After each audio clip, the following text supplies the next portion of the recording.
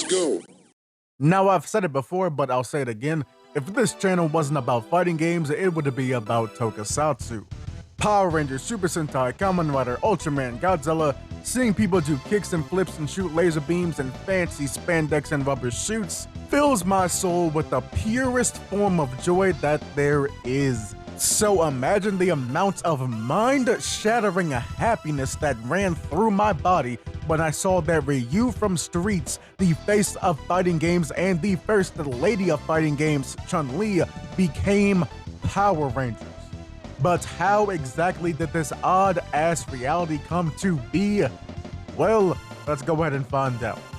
You eat today, you drink today, good. My name is Ina Breezy. I hope you are doing well, and this is Enter the Heat of Battle. So sit back, relax, grab a snack, and make it toasty while you like, subscribe, and hit that bell button. Now let's have a more phenomenal time when we enter the heat of battle.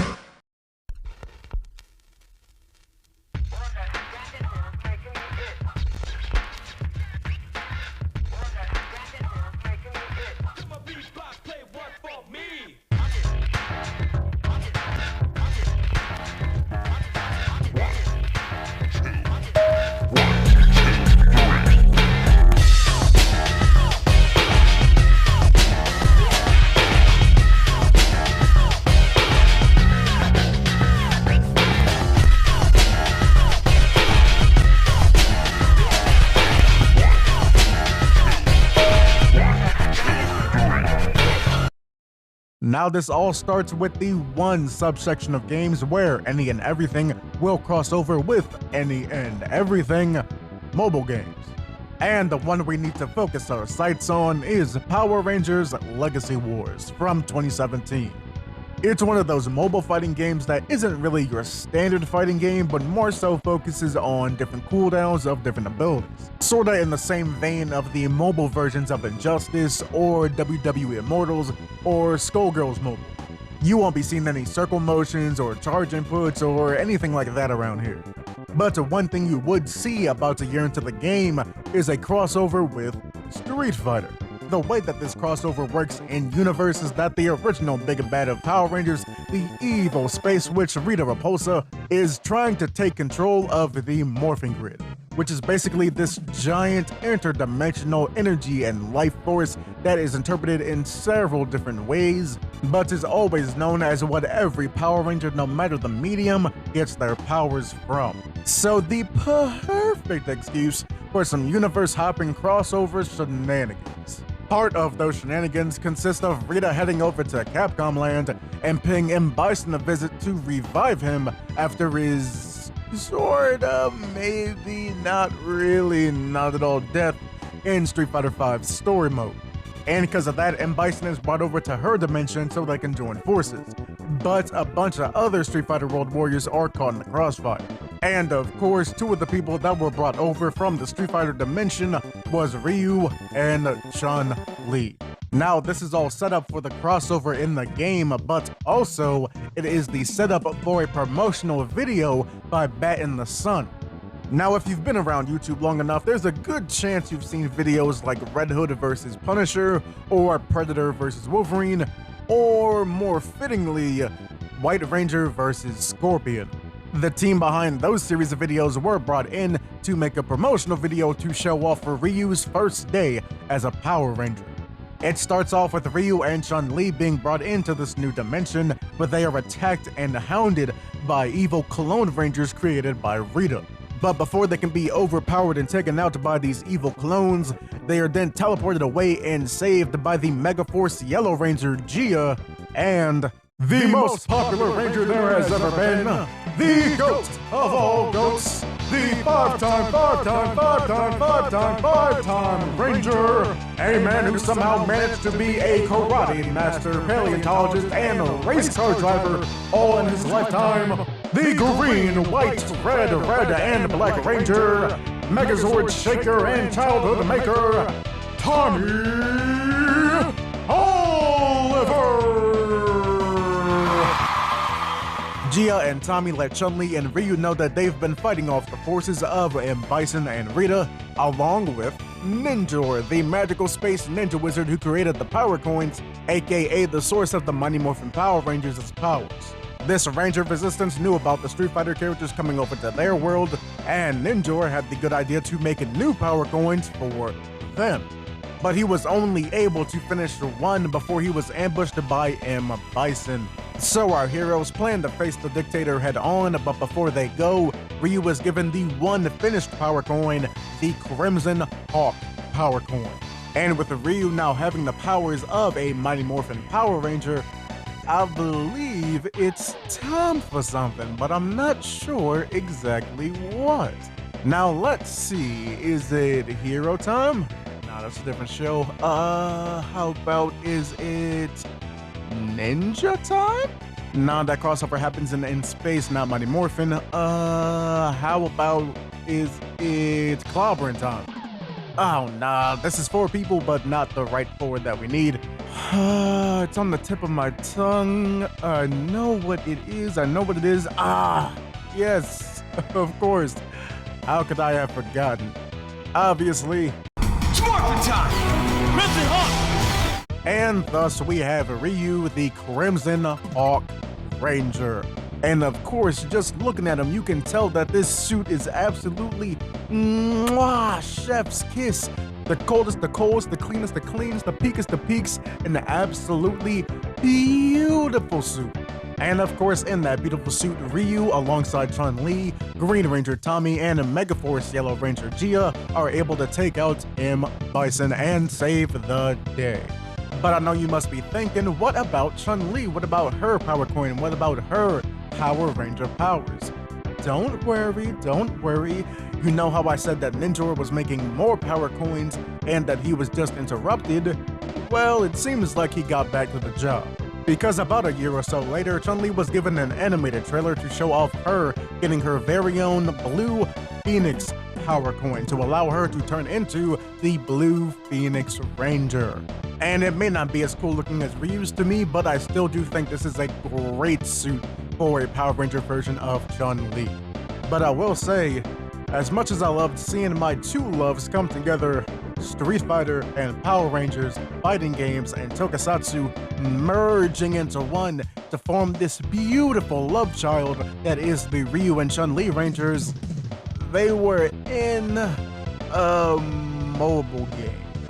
Now, I'm not knocking people that are into mobile games. I know mobile games have their place. I know Skullgirls Mobile is doing great, but they just don't appeal to me at all. Honestly, for a few years, I thought the Crimson Hawk Ranger and the Blue Phoenix Ranger were just gonna be cool concept art or cool animatics or cool graphics to me. But that is until, in a way, the developers of Power Rangers Legacy Wars decided to make a console fighting game. And not only a traditional fighting game, a fucking goddamn Marvel vs. Capcom game. And now entering Power Rangers Battle for the Grid, one of my top 5 favorite fighting games of all time. Battle for the Grid takes the assets from Legacy Wars and puts them into this 3v3, highly accessible, highly high-octane, highly entertaining, absolutely amazing fighting game. I'm gonna be so for real and say I cannot recommend this game enough. It is perfect for people that are not too into fighting games, but love Power Rangers and don't want to play the mobile game, as well as being perfect for people that love Marvel vs. Capcom style combat, but are looking for a new take on old favorites. It's also one of those games that is super easy to pick up and also hard to master. It's a 4-button fighter that uses modern controls and has tons of auto combos, but the shit that this game lets you get away with is fucking mind-boggling. And also for you Virgil fans, yeah, he's here. Like, just straight up, no bullshit, he is in the game. See this guy here, Eric the Quantum Ranger, he is played by the voice actor for Virgil in the show itself, and also he comes back to voice himself in this game. Like, fucking listen to this. I need more quantum power. They 100% knew what they were doing. But anyway, back to Ryu and Chun-Li, they ended up being DLC later on, and their DLC was pretty special.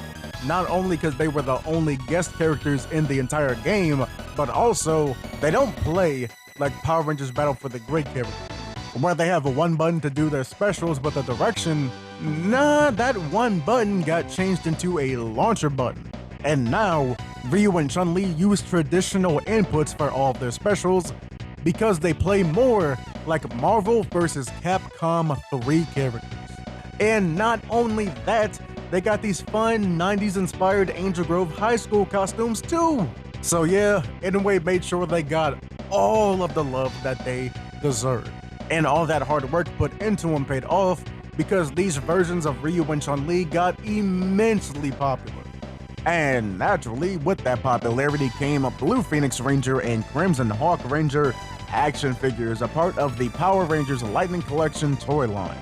But something real special happened when we got this collab, because we got even more World Warriors as Power Rangers. That's right, we got joining alongside Ryu and Chun-Li, Cammy and Ken getting their own power coins. But I'm gonna be honest with you, I'm not really a fan of these two suits as much as I was a fan of the first two suits. In my opinion, they look very rushed just to get the toy made, as opposed to the Ryu and Chun-Li suits in my eyes, where I really feel the time, effort, and dedication and craftsmanship that went into it. So just in between recording sessions, I sketched up my own versions of a Cammy and Ken Ranger, obviously without the constraints of having to make them into toys and the power of hindsight, but hey, I had a good time designing them. And designing them got me itching for more. What else could we do with a Power Rangers and Street Fighter collab? I want to see what these costumes look like in Street Fighter 6. And I know they're probably going to keep it to just Mighty Morphin if this collab kept going, but we don't have to. There is such a vast and expansive world when it comes to Power Rangers. What if we gave Sagat a Jungle Fury Wolf Ranger costume, where the model for the tiger is replaced with a wolf? What if Manon or Jury got a Divatox costume? Oh, no, wait, better yet, keep Divatox's costume for Manon and give Jury Morgana's costume from Power Rangers SPD. Both series have successful comic books, why don't we see a crossover with both of those? What if Guile joined up with Lightspeed Rescue and got his own Sonic Boom Zord? What if Elena met up with the Wild Force Rangers and they would see how their powers over nature is both the same yet different? What if Zanaku and Akuma just started beating the fucking shit out of each other?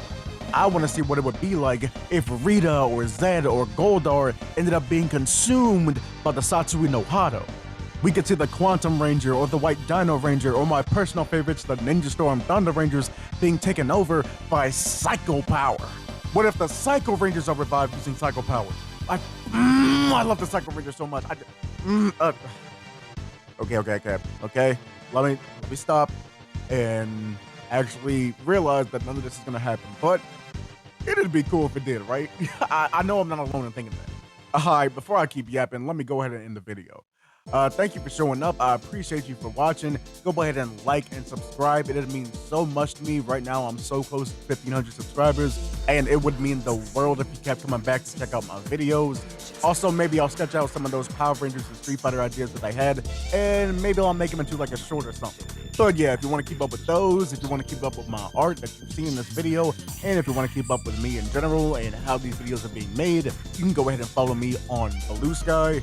If you're feeling gracious and want to help me make these videos come out more frequently and even better, you can go ahead and donate to my Ko-fi.